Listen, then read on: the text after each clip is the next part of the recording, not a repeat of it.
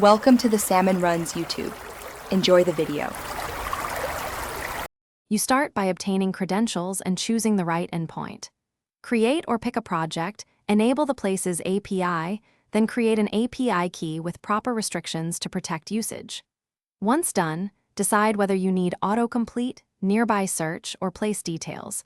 This choice shapes parameters and quotas.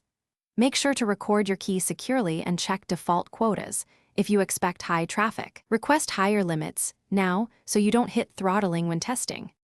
Next, build the actual requests and handle responses. Use the REST URL or official client library. Include required parameters like key, location, radius, input, or place ID depending on the endpoint. To control billing and speed, request only needed fields so you minimize payload.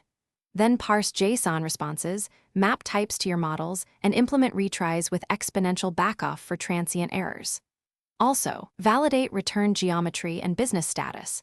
This prevents broken maps or invalid listing. Finally, integrate and monitor so the feature stays reliable. Hook parsed place data into your UI, show attribution, and add clear error or empty state messaging when searches return nothing.